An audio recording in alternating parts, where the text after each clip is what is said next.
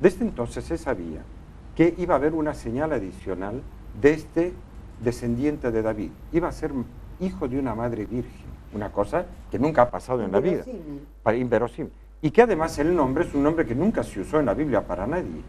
Emmanuel, que es Dios con nosotros. A los que leían la profecía les costaba entender literalmente si será verdaderamente Dios con nosotros. Pero es que Jesucristo, cuando vino acá, él mismo afirmó varias veces y decía, si no creen que yo soy Dios, porque lo decía de muchas maneras. Por ejemplo, que Abraham lo había visto y se alegró.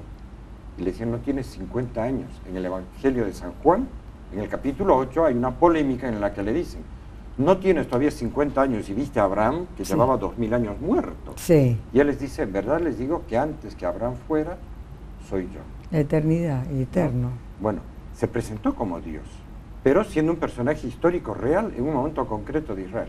Nacido de una madre que para los cristianos siempre ha sido esencial recordar, que es esta mujer virgen que anunció Isaías 8 siglos antes, casi, de Cristo. Otro dato, por ejemplo, ¿dónde y cuándo iba a nacer? Eso también históricamente está. El profeta Miqueas, que también se han encontrado ejemplares anteriores a Cristo, en el capítulo 5 dice, ¿dónde nacerá ese Mesías, hijo de la Virgen? Dice, en Belén. Y dice, y tú, Belén de Efrata, para que no se la confunda con otros pueblos Belén que también existían, aunque eres la menor entre todas las familias de Judá, de ti ha de salir el que ha de dominar en Israel, y cuyos orígenes son de la antigüedad, desde toda la eternidad. O sea que alguien que es desde toda la eternidad iba a nacer en Belén. Y Herodes sabía también eso. A Herodes le dijeron sus sabios, está escrito en Miqueas, cuando los reyes magos preguntaron, ¿dónde está el rey? Le dijeron, si es el que nosotros esperamos, ojo, en Belén. Tiene que ser porque el profeta Miqueas dijo en Belén. ¿Y cuándo? Es otro dato histórico asombroso. Daniel, el profeta Daniel, que estaba en Babilonia, en el exilio, 5 siglos y medio antes de Cristo, también se han encontrado estos libros de Daniel, el libro de Daniel, en el capítulo 9 dice la fecha. Le dice el arcángel San Gabriel, que se le aparece, que como ha estado rezando, Dios le va a revelar el futuro. Y le dice en concreto, leo del capítulo 9 de Daniel, comprende estas palabras, han sido fijadas 70 semanas de años sobre tu pueblo. Una semana de años son 7 años, o sea, 70 por 7 son 490 años, que es un número redondo. Pero ese número redondo se cumple casi con precisión matemática, porque cuando pasan 490 años coincide con la aparición de Jesús en el río Jordán. No hay otro personaje al que le calce esa fecha. No son casualidades. O un poquito más o menos de ajuste. O sea, para que vea, es muy impresionante la historicidad de Cristo. Claro. Vamos a tener que hacer un pequeño paréntesis. Es una pena, pero no queda otra. Muy bien.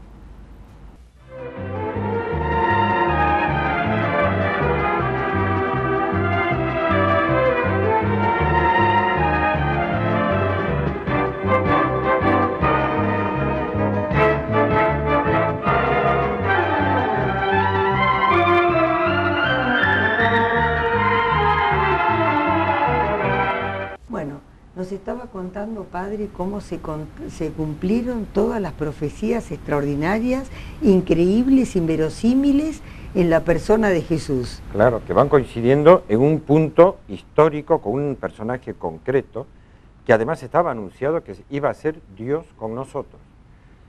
Todos los pueblos de la humanidad que han oído la predicación durante estos 2000 años de la Iglesia han tenido millones y millones y millones de gente que no solo han aceptado el mensaje. Hay muchas maneras en que la gracia de Dios obra dentro de uno, ¿verdad?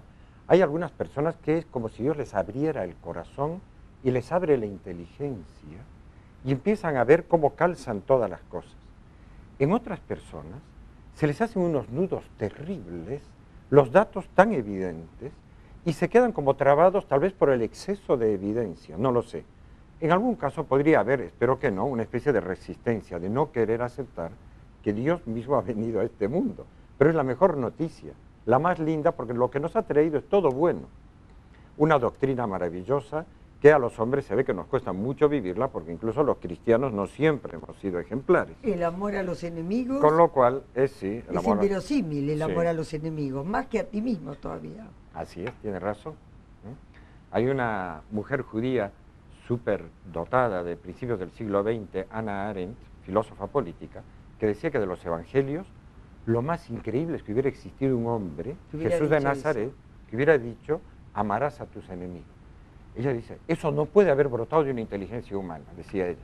Y tiene razón, brotó de Dios, claro, que es Cristo. Bueno, de todos modos, ese Jesús está súper documentado. No hay ninguna persona de la antigüedad sobre la que se conserven tantos documentos, en papiros, en fragmentos, en documentos enteros, de qué hablan. Algunos son los 4 evangelios, otros son oraciones, otros son cartas de otros personajes que han escrito sobre Cristo y los cristianos. Tenemos una abundancia de menciones sobre Cristo. En el Talmud de los comentarios de los rabinos judíos se habla sobre Cristo en muchísimas partes. Si hay algo que no se puede dudar es que existió.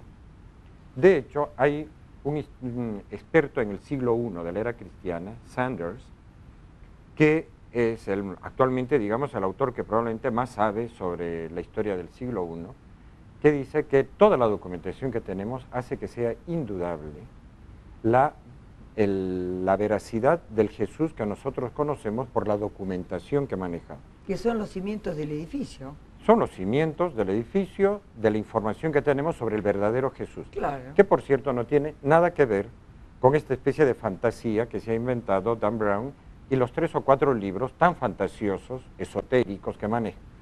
Que haya gente que crea que eso es historia verdadera, a mí me deja perplejo.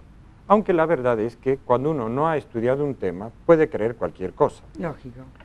Si nos dicen que aquí a 200 metros, ayer, aterrizó un plato volador, un ovni, y bajaron una serie de personajes extraños, si yo soy muy crédulo, a lo mejor creo que no debo investigar más. Oí, me lo dijeron y lo creo. Hay personas que tienen esa especie de estructura interior, ¿no? Como una predisposición a creer unas cosas y un rechazo interior a creer la verdad. Bueno, en este caso hay algunas personas que les cuesta creer al Jesús de verdad y prefieren creer fantasías. Bueno, eso es el problema de cada uno. Lo que este Sanders nos dice, el doctor Sanders, es que es indudable que en la época en que Poncio Pilato era el procurador del Imperio Romano para Palestina, cuando estaba gobernando Tiberio César, del que también se tiene mucha información, en esa época apareció en público Jesús de Nazaret, que formó una iglesia efectivamente, que tuvo seguidores, que habló y predicó durante unos años. Nosotros sabemos que fueron 3 años y medio más o menos. Y que además, tal como decía la profecía de Daniel, que no la pude leer entera, en el momento de su muerte, en la mitad de la última semana de años, digamos, cuando estaban por acabarse esos 490 años fijados, murió. Además murió por su pueblo, por los pecados, ¿no? Y se presentó como tal. Mire qué cosa impresionante es este diálogo que tiene, él tan afectuoso, incluso dando ejemplo de cómo hay que tratar a los enemigos. San Juan nos cuenta que a la primera persona que le dijo con claridad quién es él, porque sigue vivo actualmente, fue a una mujer que no era de Israel. Es más, que era de un pueblo enemigo de Israel, los samaritanos, que tan enemigos que ni se hablaban cuando se cruzaban por el camino. Es una vieja historia la de Israel con los samaritanos, que ahora no la cuento, pero fueron los grandes enemigos de Israel durante la reconstrucción de Jerusalén.